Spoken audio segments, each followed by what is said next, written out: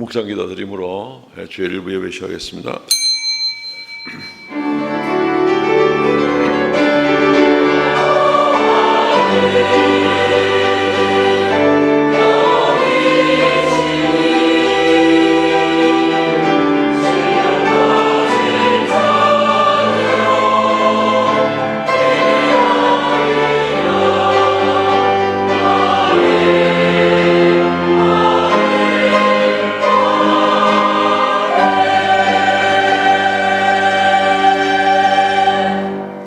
사랑하는 자들아, 너희를 연단하려고 오는 불시험을 이상한 일 당하는 것 같이 이상히 여기지 말고 오히려 너희가 그리스도의 고난에 참여하는 것으로 즐거워하라. 이는 그의 영광을 나타내실 때에 너희로 즐거워하고 기뻐하게 하려 함이라.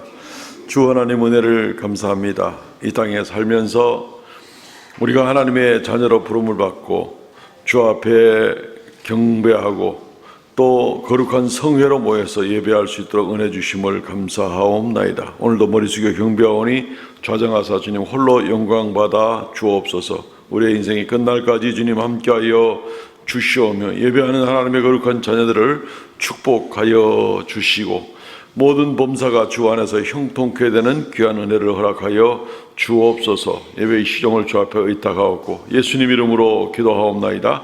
아멘.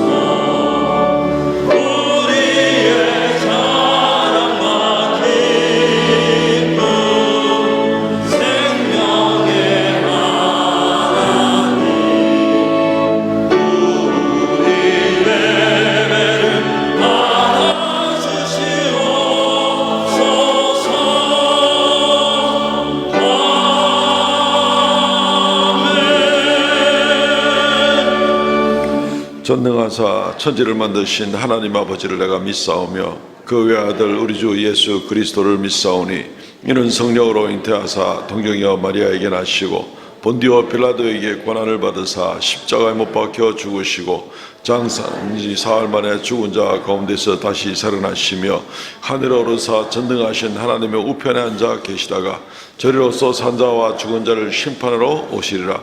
성령을 믿사오며 거룩한 공예와 성도가 서로 교통하는 것과 죄를 사하여주시는 것과 몸이 다시 사는 것과 영원히 사는 것을 믿사옵나이다. 아멘.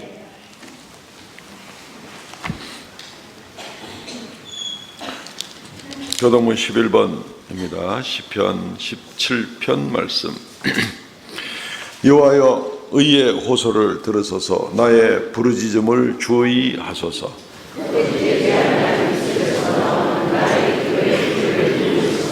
주께서 나를 판단하시며 주의 눈으로 공평함을 살피소서.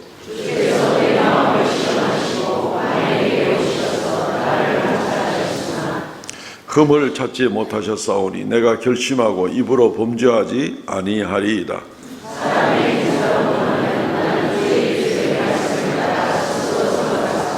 포악한 자의 길을 가지 아니하였사오며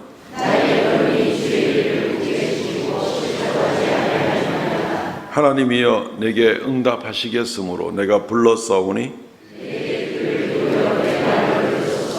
주께 피하는 자들을 그 일어나 치는 자들에게서 오른손으로 구원하시는 주여. 아멘.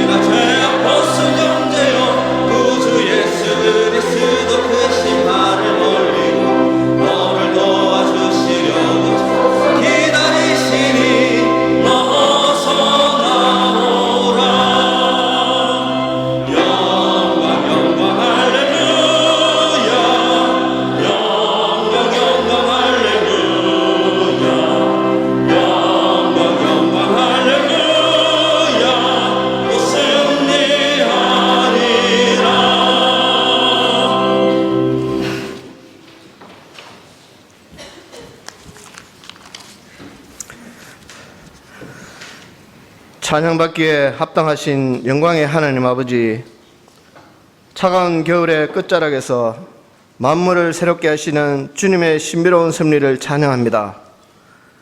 지난 설 명절 동안 온 가족이 함께 모여 따뜻한 사랑을 나누게 하시고 각자의 일상으로 안전하게 복귀할 수 있도록 발걸음을 지켜주심에 감사를 드립니다.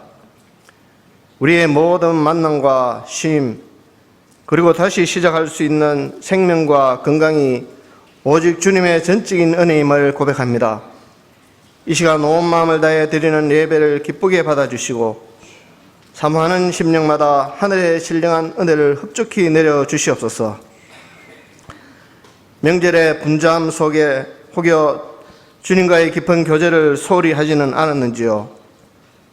그리스도인이라 자처하면서도 가족과 친지들 앞에서 사랑을 실천하기보다 나의 고집과 자존심을 앞세웠던 연약함을 용서하여 주시옵소서.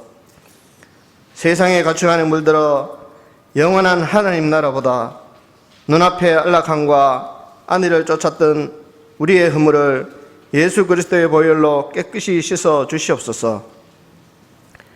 상한 심령으로 통행하는 자를 멸시치 않으시는 주님, 다시금 우리의 영혼을 정결케 하시고 주님의 길로 행할 새 힘을 허락하여 주시옵소서. 하나님의 축복은 항상 밝고 평탄한 길 위에서만 드러나는 것이 아니라 광야 같은 삶 속에서 가장 깊고 놀라운 모습으로 나타날 때가 많을 줄 압니다. 세상의 길이 보이지 않고 마음은 지치고 하루하루가 버티는 것처럼 느껴지는 광야 같은 우리의 삶입니다.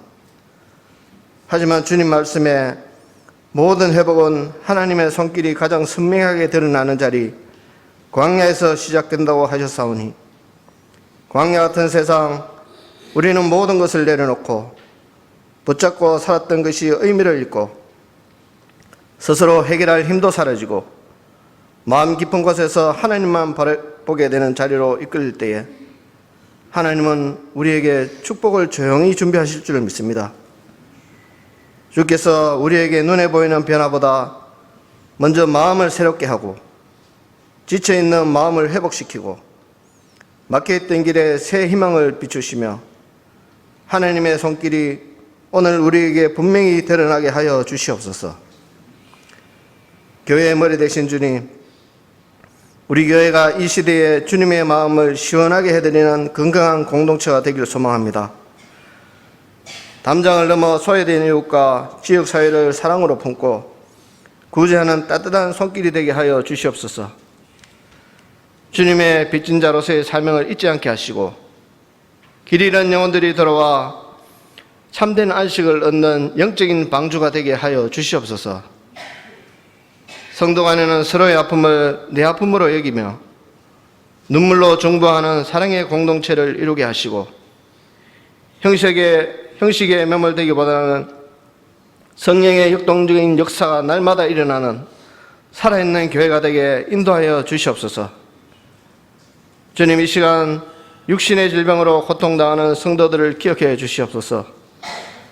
경제적인 어려움으로 씨름하는 가정들, 관계의 갈등으로 아파하는 심령들을 주님 찾아가 주시고 하늘의 위로와 치유, 평강과 회복으로 되짚혀 주시옵소서. 잠시 세상의 무게에 눌려 낙심한 이들이 있다면 주님의 음성을 듣고 다시 일어나는 은혜가 있도록 도와주시옵소서.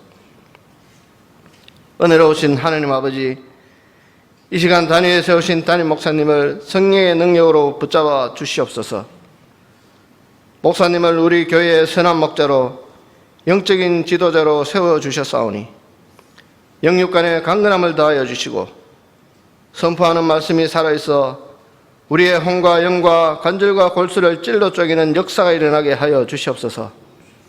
그 말씀을 통해 저희가 하늘의 위로와 축복을 경험하며 변화된 삶으로 응답하는 은혜의 시간이 되게 하여 주시옵소서.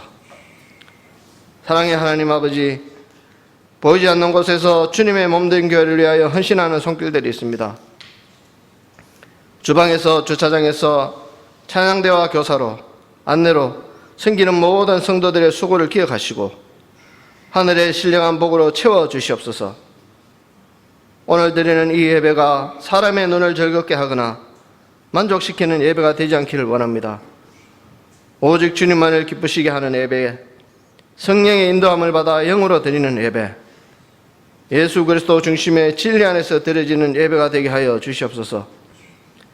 십자가의 감격과 부활의 소망이 우리 심령 속에 뜨겁게 타오르는 시간이 되게 하여 주시옵소서. 주님을 찬양하는 호산나 찬양대의 찬양을 주님 기쁘게 받아 주시옵고 모든 성도들에겐 은혜의 찬양이 되게 하여 주시옵소서. 우리의 영원한 생명이 되시는 예수 그리스도의 이름으로 간절히 기도드리옵나이다. 아멘.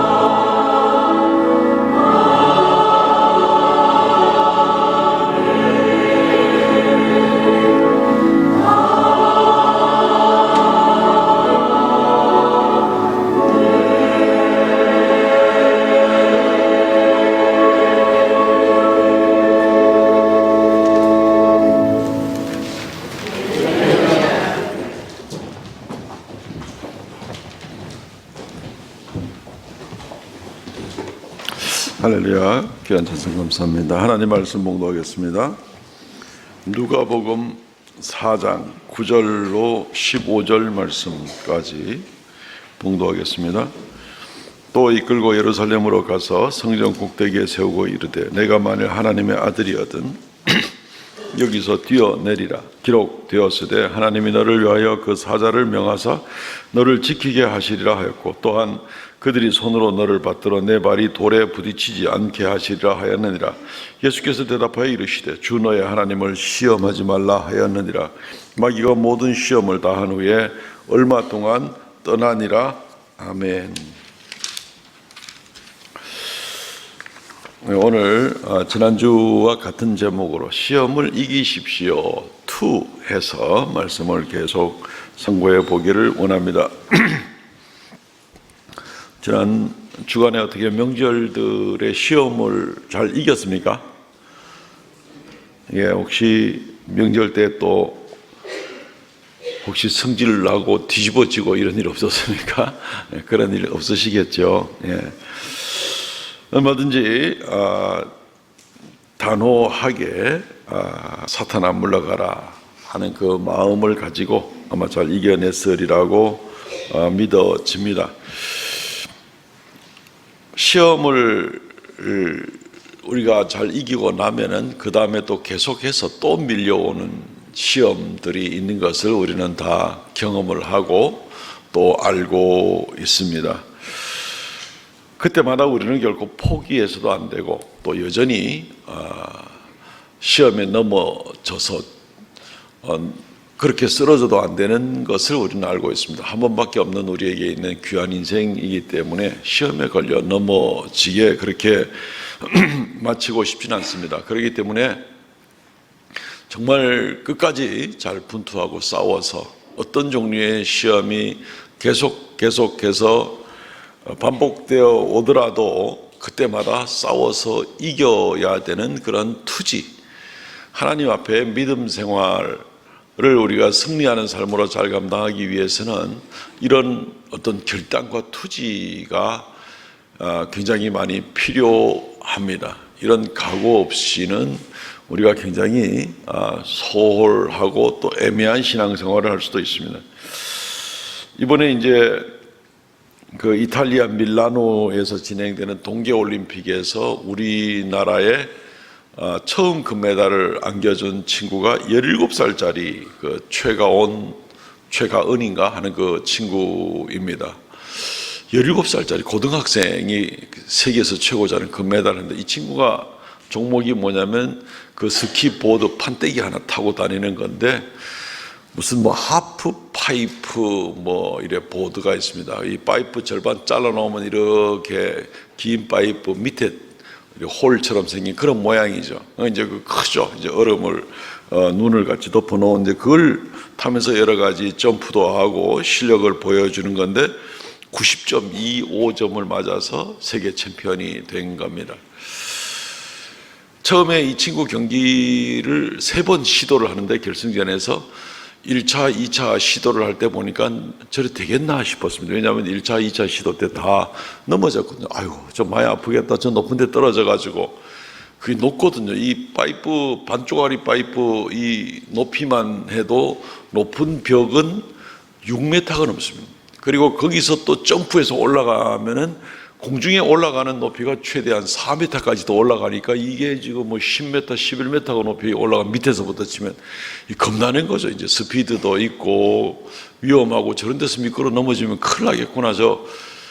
그래서 이제 2번이나 다 실패를 했는데 넘어져서 3번째 뛸 때 이제 다시 아무 일 없다는 듯이 또 그냥 멀쩡히 달리면서 결국은 멋진 그런 연기를 실력을 발휘하는 걸 보고 저 친구 저 17살짜리 저 중심 속에 굉장한 투지가 있구나. 굉장히 이미 1차, 2차 다 넘어져 실패했다니까요. 기가 죽을 뻔도 한데 아무 일 없다는 듯이 그렇게 해서 결국은 이 세계 챔피언이 되는 그런 모습을 보게 되었습니다. 투지가 참 대단한 친구구나. 기계가 꺾이지 않는 그런 용기가 있는 친구구나.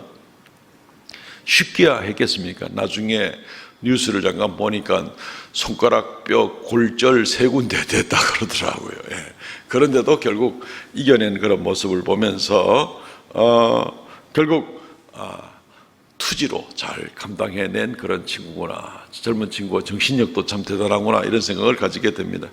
오늘 우리가 성경을 통해서 마귀가 3번째 예수님을 또 시험하는 모습을 보게 됩니다. 지난 주일날 마귀가 예수님을 시험하는 첫 번째, 두 번째 시험 얘기를 우리가 살펴보았는데, 마귀가 포기하지 않고 계속해서 예수님을 시험하는 그런 모습을 보게 되고, 또 읽은 말씀 가운데 예수님이 3번째 시험도 역시 멋지게 이겨내시는 그런 모습을 보게 됩니다. 오늘 말씀을 통해서 우리가 끊임없이 우리에게 반복되어 밀려오는 이런 시험들, 인생 끝날 때까지는 계속 되겠죠. 어떻게 계속해서 이겨나갈 수가 있는지에 대해서 지난주에 이어서 계속 말씀을 상고해 보기를 원합니다. 2가지 정도로 생각을 할 텐데, 첫째는 하나님을 시험하지 마십시오. 하나님을 시험하지 않는 것이 시험에 이기는 방법이다. 이제 이렇게 말씀을 드릴 수가 있겠습니다. 마귀는 끈질기죠. 마귀는 낙심하지 않습니다. 우리는 인생 살아가는 데 있어서 그래, 2번 쓰러지면 3번째 일어나고 7전8기다. 7번 넘어지면 8번째 일어나면 된다. 마귀는 7전8기 정도가 아닙니다. 1000번 실패하면 1001번째 또 도전을 하고 우리를 쓰러뜨리려고 합니다. 마귀는 결코 낙심하거나 마귀는 중간에 시험을 포기하거나 이런 일은 없습니다. 어찌하든지 우리를 쓰러뜨리려고 끝까지 우리를 시험하고 달려들게 될 겁니다. 마귀가 1000번을 시험하면은 우리는 1001번을 이겨야 될 거고, 마귀가 1001번을 시험하면 우리는 1002번을 이겨내야 되는 그런 투지를 가지고 나가는 것이 우리에게 필요합니다. 아이고, 사람이 어떻게 그걸 이겨낼 수가 있냐. 7.8기도 힘드는데.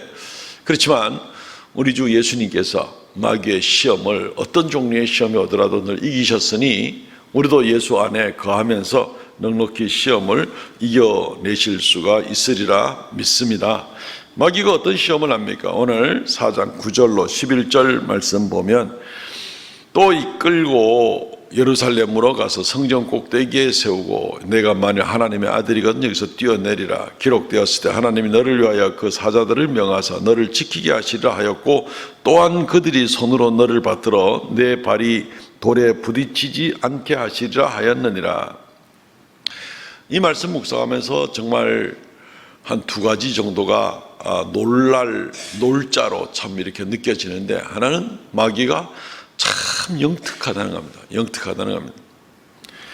그 영특한 가운데 첫 번째가 뭐냐면, 마귀가 우리의 약점을 너무나 잘 알고 있구나 하는 그런 생각을 가지게 됩니다. 마귀는 또 예수님을 시험을 하면서 네가 하나님의 아들이거든 뛰어내리라 그러고 이런 단서를 붙이는 겁니다. 예수님 하나님 아들 맞잖아요.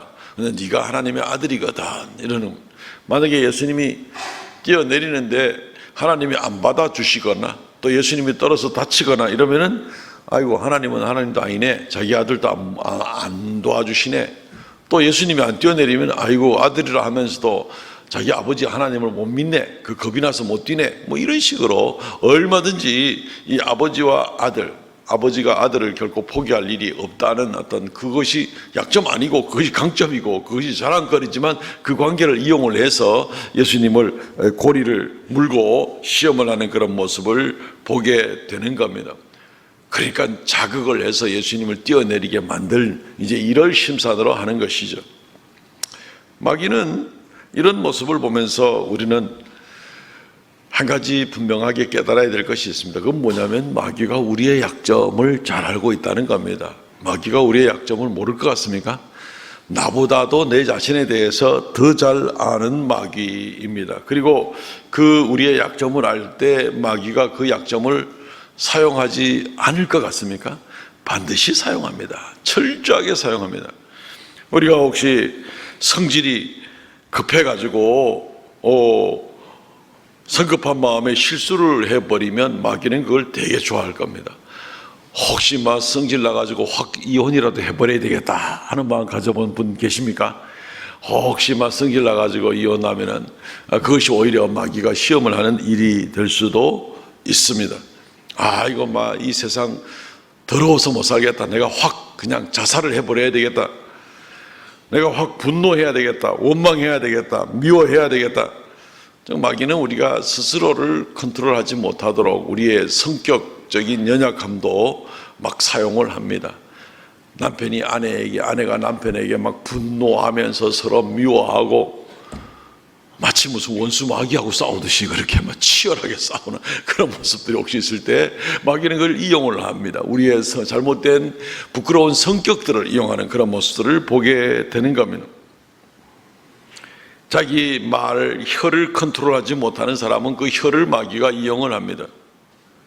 자기의 성격을 절제하지 못하는 사람은 그 성격을 마귀가 이용을 합니다.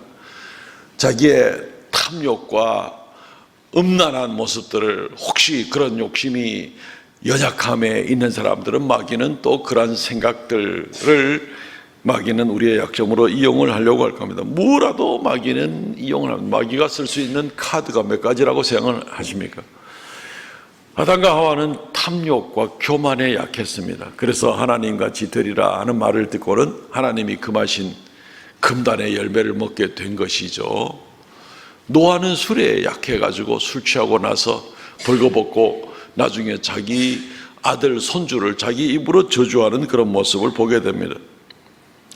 삼손은 여자에 약해가지고 그냥 여자만 보면 정신 못 차리고 하나님이 주시는 언약과 비밀도 막 노출시키는 이제 그런 모습을 보게 되는 겁니다.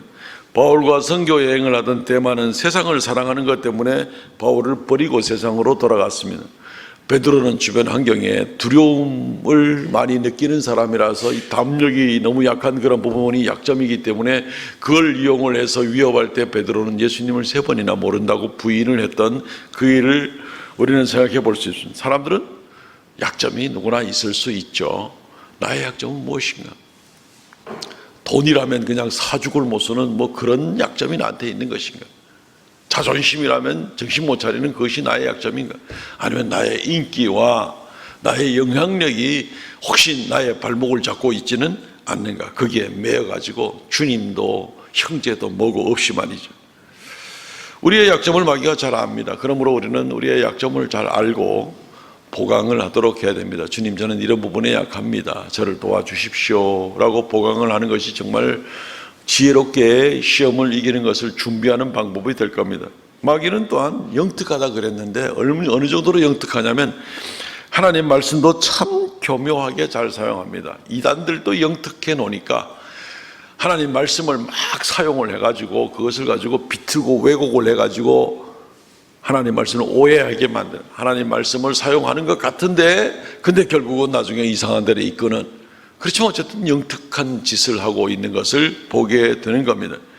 마귀는 오늘 예수님을 시험하면서 시편 91편 11절과 12절 말씀을 인용을 하고 있습니다. 마귀의 입에서 읽으면서 좀 전에 읽었던 누가복음 말씀과 한번 비교해 보십시오. 그가 너를 위하여 천사들을 명령하사 내 모든 길에서 너를 지키게 하심이라. 그들이 그들의 손으로 너를 붙들어 발이 돌에 부딪히지 아니하게 하리로다. 이 말씀을 보니까 정말 맞네, 마귀가 했는 말 그대로네 라고 생각을 할 수가 있겠죠. 그러나 시편 91편에 나오는 말씀은 하나님이 뛰어내리기만 하면 발이 땅에 닿지 않도록 해줄 테니까 누구든지라도 한번 뛰어내려 보세요 라는 그런 맥락으로 쓰여진 말씀이 아닙니다.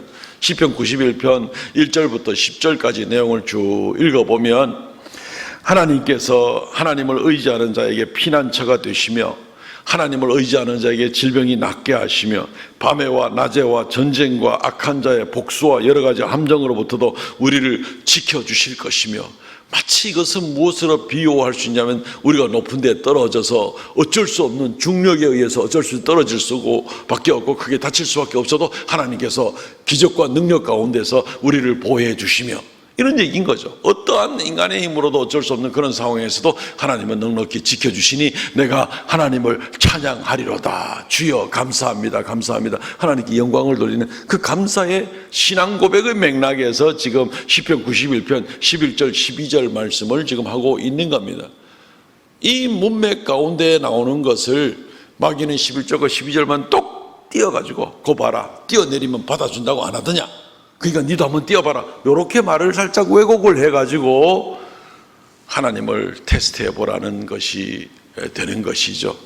하나님이 그래가지고 너 발을 땅에 부딪히지 않게 받아주나 안 받아주나 하나님을 한번 테스트해 봐라, 그렇게 자기 입으로 말씀하셨으니까 지킬 거 아이가, 이런 식으로 얘기를 하지만 사실 이 시편 기자의 고백은 그게 아니었던 것이죠. 지난 날들을 돌아볼 때 모든 환난과 핍박과 어려움에서 건져주신 하나님, 인간의 힘으로 불가능한 것 지켜주신 하나님, 정말 높은 데서 떨어지더라도 그 발을 지켜주시듯이 우리를 보호하신 하나님, 주여 감사합니다, 영광 돌립니다, 이 맥락이죠. 이게 완전히 다른 이야기가 되는 겁니다. 근데 마귀는 뛰내려봐라, 시험 한번 해봐라. 오늘 이 부분을 좀 우리가 조금 더 생각을 해 보기를 원하는 겁니다. 마귀가 그 구절을 똑 띄어가지고 예수님을 높은 데 데려가가지고 예수님을 시험하는 그런 모습을 보게 되는 겁니다. 하나님 말씀과 완전히 반대입니다. 하나님의 말씀 시편 91편은 우리에게 베풀어 주신 지나간 삶 동안에 베푸신 그 은혜가 너무너무나 커서 감격 가운데 우리가 하나님께 고백하는 차원에서 맥락을 했는데,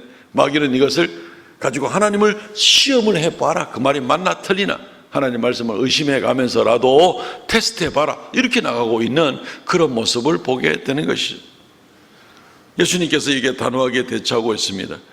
4장 12절 말씀, 예수께서 대답하여 이르시되 주 너의 하나님을 시험하지 말라. 그 구절은 하나님을 시험해 보라는 구절이 아니다, 이 답답한 마귀야 라고 주님께서 말하고 있는 것이나 마찬가지인 것입니다. 하나님께 감사와 신앙 고백의 그런 말씀이라는 것이죠. 하나님을 시험한다는 말은요, 하나님을 테스트한다는 겁니다. 하나님을 테스트해 본다는 겁니다. 하나님이 진짜 하나님 맞나 아니나 테스트해 본다는 겁니다. 그리고 그 테스트에 통과하면 오케이, 하나님으로 인정해 주겠습니다 라고 이야기를 하는 것과 마찬가지입니다. 굉장히 이 각도가 완전히 반대해서 접근하고 있는 그런 모습을 보게 되는 겁니다.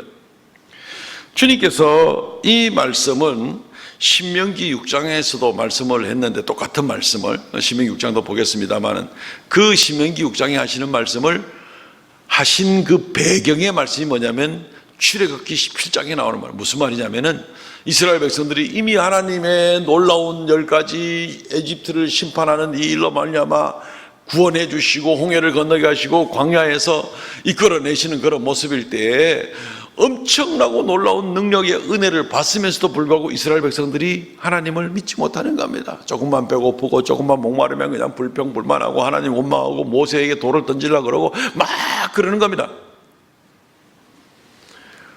우리에게 먹을 것도 안 주는데 뭐 무슨 하나님이야, 우리가 이집트로 돌아가야지 하고 이런 식으로 하나님을 마구 의심하는, 이제 원망하는 이제 그런 모습입니다. 그래서 출애굽기 17장 7절, 그가 그곳 이름을 마사, 시험이란 뜻입니다. 무리바, 다툼이란 뜻입니다. 불렀으니 이스라엘 자손이 다투었으며 그들이 여호와를 시험하여 이르기를 여호와께서 우리 중에 계신가 안 계신가 하였습니다. 시험이라는 것은 여호와 그분이 우리 하나님 맞나 안 맞나, 지금 먹을 것도 안 주는데 마실 것도 없는데 우리를 이집트에서 이끌어내가지고 여지껏 베풀어 주신 놀라운 기적의 은혜를 보면 믿고 의지하고 기도해야 될 일을 가지고 이번에 이 일을 잘 해주면 내가 하나님을 인정해 줄 거고, 이번에 일이 잘 안 되면 내가 하나님을 인정 안 해줄 거고, 하나님을 여전히 계속해서 테스트하는 이제 이런 모습을 보게 되는 겁니다. 이런 일을 배경으로 해서 신명기 6장 16절 말씀, 너희가 마사에서 시험한 같이 너희 하나님을 시험하지 말라. 이제 이 시험의 뜻을 아시겠죠? 어떤 맥락에서 지금 이 시험이라는 말이 쓰여졌는지 하나님을 테스트해 보는 겁니다 지금. 그리고 이 구절을 인용해서 예수님이 누가복음 4장에 오늘 우리 읽은 말씀에 하나님을 시험하지 말라 이 마귀야 하고 주님께서 담대히 외치는 이제 그런 모습을 보게 되는 것입니다. 하나님의 놀라운 구원의 역사, 기적의 역사, 능력의 역사, 이런 것을 보고 오히려 감사하고 그때마다 주님을 의지해야 되는데, 여전히 끝까지 자기가 하나님이 되어가지고 우리를 구원하신 거 하나님은 쉽게 여기면서 끝까지 시험 테스트해 보는 겁니다. 한번 이런 예를 한번 들어보죠. 요즘에 현대자동차가 세계 그 과학 무슨 대회 뭐 세스인가 뭐 이런 데 나와가지고 이번에 대박을 치고 히트를 친 물건이 하나 있었죠. 아틀라스라는 휴머노이드 로봇입니다. 사람 모양 비슷하게 생긴 이제 그런 로봇을 선을 보였는데, 이 로봇가 뭐 걷기도 하고 춤도 추고 뭐 폼도 잡고 뭐 별거 다 해요. 이제 물건도 조립하기도 하고 운반도 하고 로봇가 다 합니다. 앞으로 뭐 미국에다가 짓는 현대자동차 공장에다 로봇을 본격적으로 투입을 하겠다. 이제 내후년쯤에는 그걸 하겠다는 얘기도 뉴스에서 볼 수가 있습니다. 정말 많이 발전했구나 싶은 생각이 듭니다. 중국산 로봇들은 요즘에 무술도 하더라고, 쿵푸도 하더라고, 쿵푸. 예. 야, 정말 많이 발전했구나 싶은 생각을 가지게 됩니다. 그 로봇들이 사람하고 비슷하게 생긴 그 로봇들이 못하는 게 없는 것입니다. 현대자동차가 2013년도에 그 보스턴 다이나믹스라는 이 로봇 만드는 회사를 인수를 해서 지난 10몇 년 동안에 이제 끊임없는 시험을 하고 테스트를 하고 그래 결국 만들어낸 것이 뭐 아직은 완벽하지는 않겠지만 어쨌든 저 정도로 대단한 물건을 만들어내고 그 영상을 보면 정말 대단하거든요. 그런 생각을 가지게 되는 겁니다. 어쨌든 그 그림에서 우리가 이걸 한번 생각해 보시죠. 인간 비슷하게 만들어 놨습니다. 누가 그 로봇의 창조자입니까? 인간이죠. 일단은 직접적인 창조자는 인간이죠. 그 로봇가 그 로봇의 그 정도 기능을 하게끔 만드는 것은 누구냐면 인간입니다. 무엇을 통해서? 끊임없이 연구하고 끊임없이 시험과 테스트를 통해서 이 로봇가 그 정도 기능을 하게 되어 있는 겁니다. 창조자가 피조물에 대해서 시험을 하는 것이죠. 그래가지고 제대로 내가 계획한 대로 따라오나 안 따라오나 기능이 있는가 없는가 이걸 테스트하는 것이 이게 바로 가장 기본적인 그런 모습인 것입니다. 인간이 아틀라스라는 로봇을 테스트하고 점점 성능이 좋게 만드는 것이 바로 그 관건이라고 하겠습니다. 그런데 지금 사탄이 뭐라고 얘기하고 있습니까? 네가 하나님을 시험해봐라. 네가 하나님을 테스트해봐라. 땅이 발이 닿지 않게 받들어 주면은 오케이 하나님은 내가 인정해 주겠어. 마치 로봇가 인간을 테스트하는 것 같은 이제 그런 모습을 가지고 지금 예수님을 시험하고 있는 이런 모습을 보게 되는 것입니다. 우리가 하나님을 만든 게 아닙니다. 다른 종교들은 사람들이 두려워서 종교를 만들고 신을 만들었다고 하지만 우리가 믿는 이 예수 그리스도를 믿는 이 진리는 계시의 종교입니다. 하나님이 우리를 만드셨고 하나님이 우리에게 자신을 알려주셔서 우리가 하나님을 조금씩 알게 되어가는 그런 과정이지 우리가 하나님을 만들어낸 게 아닙니다.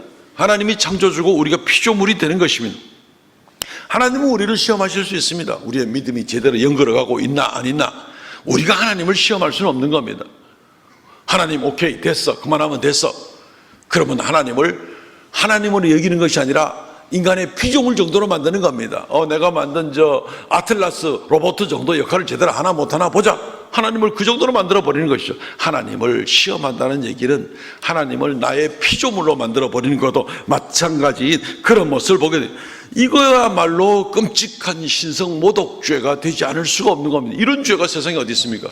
마귀는 지금 예수님 보고 하나님 아버지 앞에 신성 모독죄를 저질러 봐라. 내가 알아서 판단해 줄게. 내가 심판관이 돼 줄게. 지금 이러고 있는 그런 모습을 보게 되는 것입니다. 하나님이 창조주가 우리 사람들에게 테스트를 받고 우리 사람들에게 증언을 받고 그럴 필요가 있을까요? 그럴 수가 없습니다. 존재 자체가 그럴 필요가 없지만 사람이 하나님을 이러니까 하나님이 되는 거고 이러니까 하나님이 안 되는 거야 라고 인간이 판단할 수 있는 그런 자격이 인간에게 없습니다. 피조물이기 때문에도 그렇지만 실제적인 방법상으로도 그렇게 될 수가 없습니다. 한번 조금만 더 들어가 봅시다. 요한복음 5장 34절. 그러나 나는 사람에게 증언을 취하지 아니하노라. 사람의 증거, 사람의 테스트를 받을 필요가 없다는 거죠. 다만 주님께서 이러한 말씀을 그럼에도 불구하고 여러 가지 예수님이 하나님의 아들인 것을 증명해내는 것은 이 말을 믿고 너희가 구원받게 하려는 것이지 내가 여러분들한테 인정받아가지고 내가 하나님 아들 맞습니다. 이건 여러분들이 나를 테스트해가지고 나를 합격시키는 그런 게 아니다라고 얘기를 하고 있는 겁니다. 사람에게 증언을 취하지 않습니다. 왜요? 요한복음 8장 14절 말씀 18절 말씀 보면 예수께서 대답하여 이르시되 내가 나를 위하여 증언하여도 내 증언이 참되니 나는 내가 어디서 오며 어디로 가는 것을 알거니와 너희는 내가 어디서 오며 어디로 가는 것을 알지 못하느니라. 증언을 하려면 뭔가 알아야 되는 겁니다. 아틀라스 로봇을 테스트하려면 그 로봇에 대한 걸 잘 아는 사람이 테스트를 할 수 있는 겁니다. 그런데 예수께서 영원하신 분인데 만들어진 인간이 영원하신 예수님이 언제부터 시작됐고 어디 계셨고 뭘 하셨고 알 수 있습니까? 너희는 내가 어디서부터 어디로 왔는지 알지 못하거니와, 이 말은 너희가 나를 어떻게 증명하거나 나를 테스트하거나 검증할 수 있는 전혀 그럴 방법이 없다는 겁니다. 존재 자체도 그런 존재가 아니고 할 수 없다는 겁니다. 18절, 내가 나를 위하여 증언하는 자가 나를 보내신 아버지도 나를 위하여 증언하시느니라. 주님은 이런 말씀하실 필요도 없습니다. 많은 율법의 말씀에 두세 사람의 증인이 필요하다 하는 말들을 여러분들 이해하기 쉽도록 설명을 하고 예수님이 하시는 말씀이 이 말씀입니다. 내가 나를 증언하고 아버지가 나를 증언하니까 최소한 2명의 증인이 있지 않느냐. 인간들을 위해서 이렇게까지 낮게 설명을 해주는 겁니다. 그렇지만 사람으로서는, 만들어진 피조물로서는 하나님이나 하나님의 아들 예수 그리스도가 맞다, 틀리다, 진짜다, 가짜다 판단할 수 있는 사람이 아무도 없다는 겁니다. 그럴 수 있는 자격도 없고 방법도 없습니다. 어떻게 해요? 내가 어디서 와서 어디로 가는지, 얼마나 영원한 존재인지 너희가 보면 알지도 못했는데 뭘 증거를 하고 뭘 테스트를 하고 뭘 자기들이 인정을 한다는 얘기입니다. 있을 수가 없다는 얘기입니다. 존재나 방법에 있어서 안 되는 얘기입니다. 그런데 지금 마귀는 예수님을 보고 하나님 아버지를 시험하라고, 예수 그리스도를 시험하라고 이렇게 얘기를 하고 있는 것을 보게 되는 겁니다. 다시 한번 정리하면 우리가 하나님 앞에 테스트를 받는 분들이지 하나님이 우리한테 테스트 받아야 될 그럴 분이 아닌 겁니다. 우리가 하나님을 테스트한다는 것 자체는 그 자체가 어느 도단인 겁니다. 그 자체가 하나님을 신성모독죄를 하나님 앞에 짓는 것이나 마찬가지입니다. 하나님을 우리의 피조물로 만들어서 우리가 만든 로봇 정도로 하나님을 생각하고자 하는 거나 마찬가지입니다. 하나님을 시험하자는 짓은 바로 그런 겁니다. 뛰어내려봐라. 네 발이 땅에 부딪히지 않게 받아주면 그걸로서 내가 하나님인 줄 아닌 줄, 네가 하나님의 아들인 줄 내가 인정하겠다. 자기가 감독한다고, 자기가 인정해 주겠다는 이런 모습을 가지고 나가는 것을 보면서 마귀가 얼마나 악한 자인가. 예수께서 신명기의 말씀을 가지고 하나님을 시험하지 말라.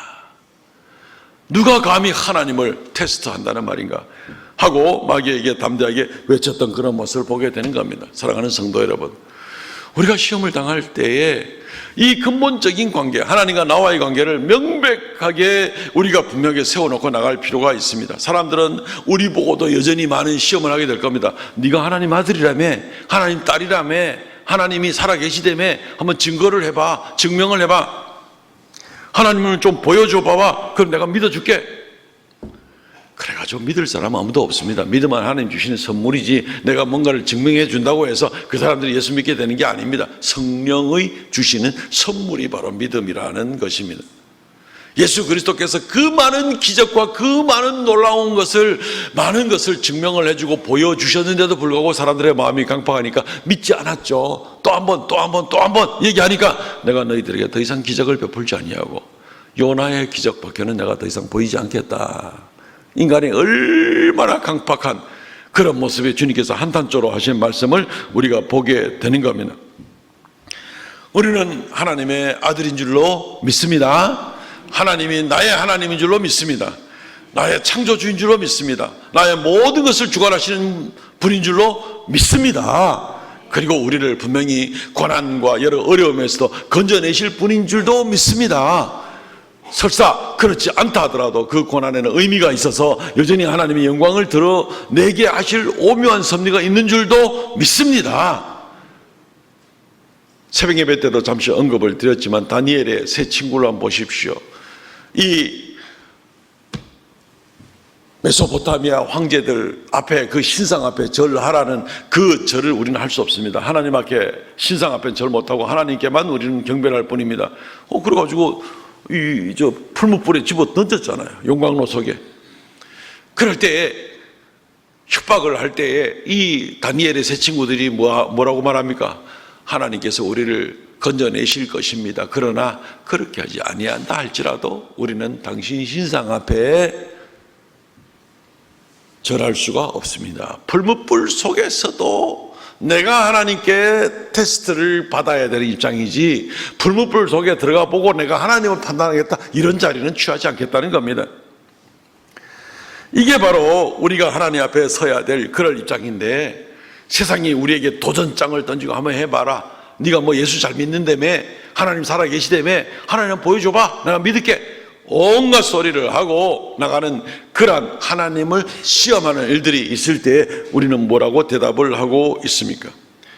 하나님을 시험하지 말라. 하나님은 내가 경배하는 분이지, 내가 로봇같이 내가 만들어가지고 내 원하는 대로 내 조수 역할을 해주는 그런 분이 아니다 라고 담대하게 외쳐야 됩니다. 정신 차려야 됩니다.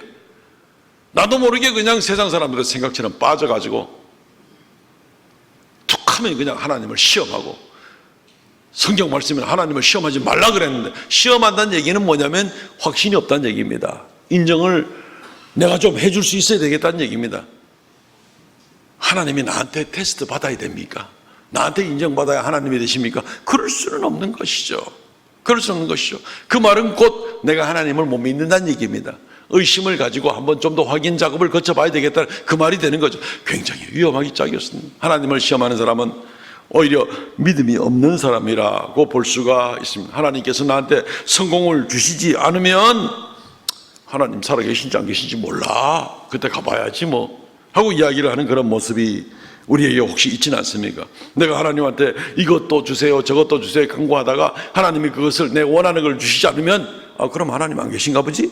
여지껏 내가 교회를 허투루 다니는 모양이지? 하고 그런 의심을 하는 그 자체가 이미 교만하기 짝이 없는 생각에다가 하나님에 대한 믿음이 없는 겁니다. 이 사람은 여전히 하나님이 나한테 앞으로 한 500단계쯤 거쳐가야만 하나님이 하나님 되는 것처럼 생각을 하는 그런 모습은 본인의 믿음이 없는 거죠. 어리석은 거죠. 그 사람의 인생은 맨날 맞싸고 맨날 무리합니다. 맨날 하나님이 시험하고 맨날 의심하고 맨날 하나님과 다투고 그러면서 인생 끝까지 나갈 수밖에 없는 것입니다. 하나님의 존재를 인간의 만든 피조물 정도로 격화시킬 때 얼마나 하나님을 마음 아프게 할지를 한번 생각해 보시기를 바랍니다. 다니엘의 친구들의 고백을 한번 보시죠. 다니엘 3장 17절 18절.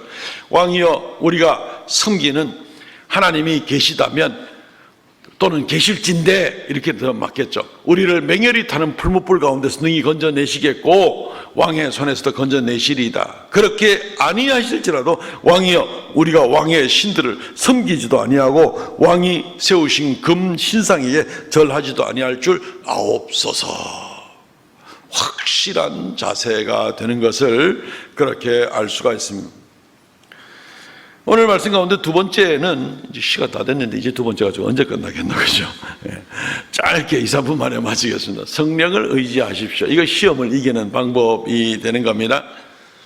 간단하지만 아주 중요합니다. 아주 간단하게 설명을 드리겠습니다. 누가복음 4장 1절과 14절 말씀 한번 보겠습니다. 예수께서 성령 충만함을 입어 요단강에서 돌아오사 광야에서 40일 동안 성령에게 이끌리시며, 예수께서 성령의 능력으로 갈릴리에 돌아가시니 예수님은 성령에 이끌려서 광야를 가시고 40일 동안 금식 기도하시는 가운데도 성령께 이끌려서 이 일을 감당하셨다라고 되어 있습니다. 그러면 성령께서 함께 하시는데 뭐 시험을 받는 동안은 성령께서 떠나 계시다가 온 게 아닙니다. 성령께서 항상 예수님과 함께 하시는 그 모습을 우리는 보게 되는 겁니다. 성령께서 함께 하시지 않으면 시험을 이길 수가 없습니다. 예수님에게 마저도 성령께서 함께 하셔서 넉넉히 이 시험들을 이겨내신 모습을 보게 될진데, 우리 같으면 어떻습니까? 우리 같은 경우에 주의 성령께서 우리와 함께 하시지 않으면 우리가 시험을 이겨낼 수 있겠는가요? 안 그럴걸요? 5분도 안 돼서 쓰러질지도 모릅니다. 우리는 늘 성령을 의지해야 됩니다. 늘 성령께서 함께하여 주옵소서. 세상 가운데 있는 일로 내가 시험당한 일이 없게 하여 주옵소서 하고 고백하면서 승리하는 그런 우리가 되어야 될 것입니다. 성령 충만함을 항상 받아야 됩니다. 에베소 5장 18절, 술 취하지 말라, 이는 방탕한 것이니 오직 성령 충만함을 받으라. 시와 찬미와 신령한 노래들. 20절 말씀에 하나님께 범사에 감사하고, 21절 그리스도를 경외함으로 피차 복종하고. 성령 안에서 이 일들을 계속 감당할 수가 있게 되는 것이지, 성령께서 함께 하시지 않으면 우리 마음은 금방 우리의 약점대로 넘어가는 겁니다. 탐욕 많은 사람은 탐욕에 넘어가고, 음란한 사람은 음란에 넘어가고, 술에 약한 사람은 술에 넘어가고, 혈기에 약한 사람은 혈기에 넘어가고, 두려움에 약한 사람은 두려움에 넘어가고, 어리석은 사람은 어리석으면 맨날 남의 말에 속기나 하고 넘어가는 겁니다. 성령 께서 나를 붙들어 주심으로 나의 약점을 이용하려는 마귀로부터 나를 보호할 수가 있게 되는 것입니다. 그렇기 때문에 예수께서도 평생에 이 땅에 살면서 성령의 이끌림을 받아 사셨다고 이렇게 나와 있을진데 우리는 얼마나 순간순간 성령의 이끌림을 받아 살아야 되겠는가. 그것이 우리가 승리하는 인생이죠. 소중한 거 아닙니까? 우리의 한 번밖에 없는 인생이 세상의 물질보다도 귀하고 출세보다도 귀하고 인기보다도 귀한 거 아닙니까? 우리의 생명이. 정말 귀중한 이 생명을 시험 당하지 아니하고 시험에 넉넉히 이기면서 승리할 수 있는, 마귀가 우리를 시험하는 그 시험에서 이기고 나갈 수 있기를 바랍니다. 말씀을 맺겠습니다. 오늘 말씀은 우리에게 어떤 면에서는 두려운 말씀입니다. 조심해야 됩니다. 우리가 하나님을 시험한 어리석음에 빠져서는 안 되는 겁니다. 탐욕에 끌려서 얼마나 자주 넘어지고 얼마나 하나님을 자주 시험하려고 하는지 모릅니다. 감히 하나님을 시험하려고 하지 마십시오. 우리는 피조물이고 우리가 하나님께 시험을 받아야 될 사람이죠. 마귀는 우리를 쓰러뜨리라고 시험을 하고 하나님은 우리의 믿음을 견고히 세우려고 우리를 연단하실진데, 우리가 하나님의 연단 가운데 나아가고 또 마귀의 시험은 넉넉히 이기고 나아가되 우리가 하나님을 시험한 어리석은 짓은 하지 말아야 될 것입니다. 남은 인생 동안 오직 모든 종류의 시험에서 이기면서 승리하는 모든 성도들 되시기를 주의 이름으로 축원드립니다. 아멘. 통성을 같이 한번 기도하겠습니다. 한 1분간 자신을 위해서 간절하게 기도합니다.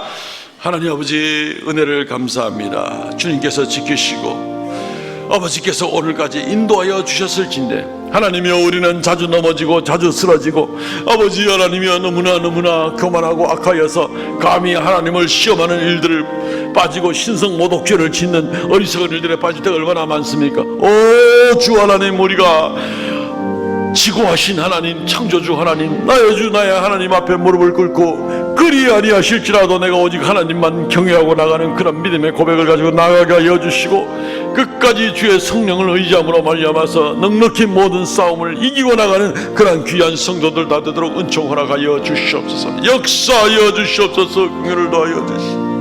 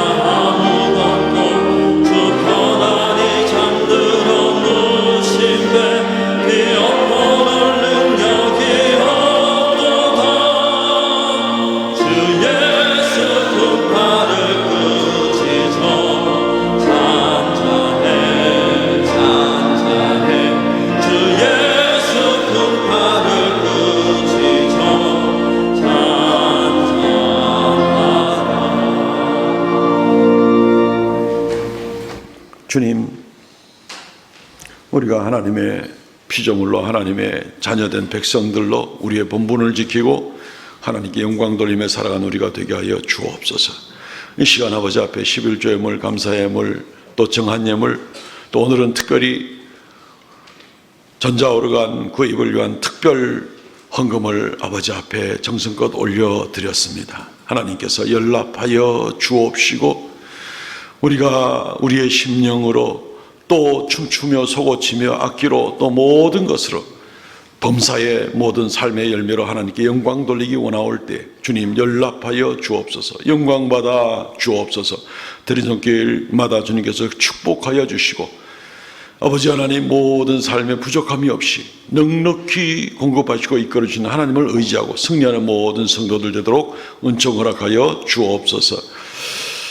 아버지 하나님 이 한 주간도 온전히 주님과 더불어 동행하며 주 의지하며 주 높여드리며 살아가는 우리가 되게 하여 주옵소서. 그리하여 주님과 동행하는 우리가 되게 하여 주옵소서. 예수님 이름으로 기도합나이다. 아멘. 지금은 우리 주 예수 그리스도의 은혜와 아버지 하나님 극진하신 사랑과 성령의 교통하심과 새롭게 하심의 역사가 머리 숙여 경배하는 하나님의 거룩한 백성들에게 영원토록 함께 있을지어다. 아멘.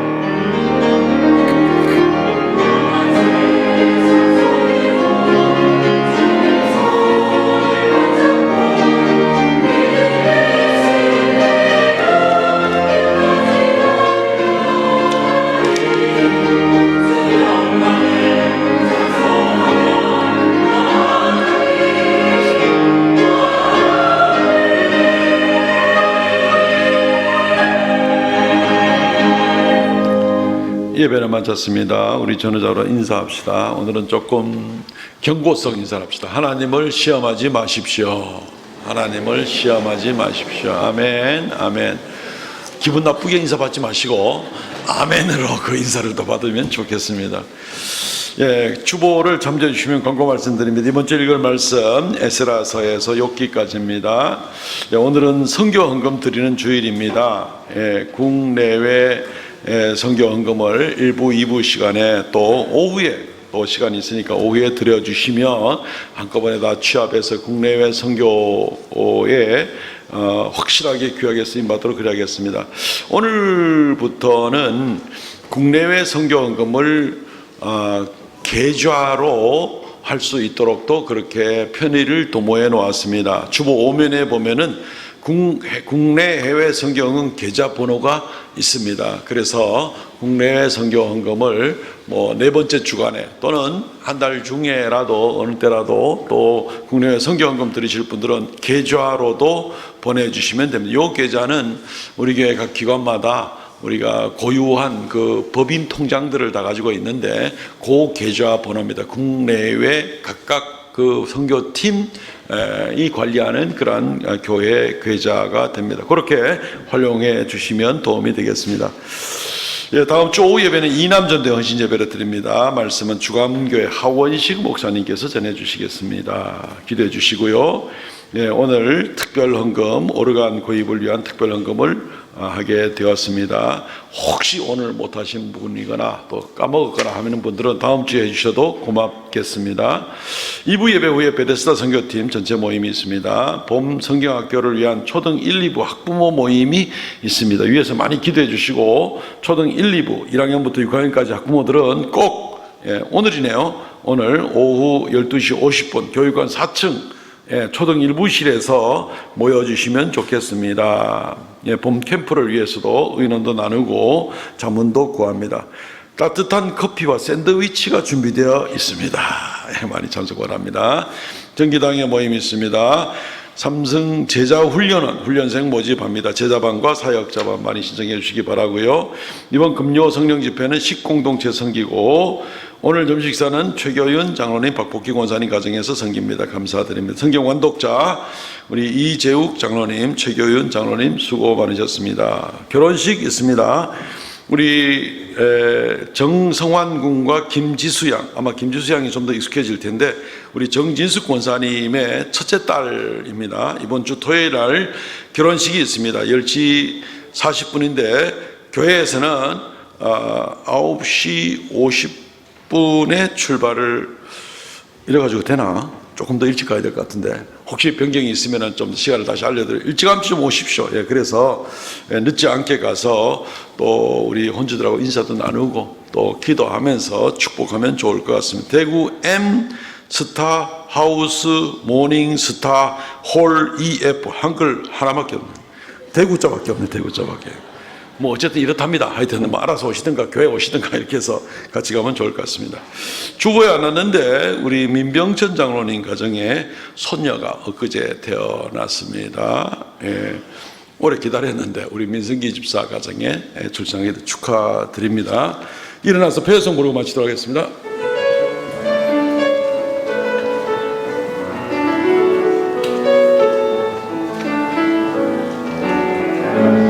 우리 가운데 찾아오신 하나님 사랑 내 안에 그 한없는 사랑 우리 통해 흐르게 하소서. 십자가 사랑 오늘 알아 그렇게 살아가게 하소서. 그 사랑받은 우리 사랑하는 우리 되게 하소서. 너희는 사랑이여라 너희는 빛이 되어라. 온 세상이 어둠 속에 갇혀 있더라도 비난과 절망이 아닌 위로와 평안이 되어 고귀한 그리스도의 사랑으로 빛을 발하라. 너희는 사랑이여라 너희는 빛이 되어라. 온 세상이 어둠 속에 갇혀 있더라도 비난과 절망이 아닌 위로와 평안이 되어 고귀한 그리스도의 사랑으로 빛을 발하라.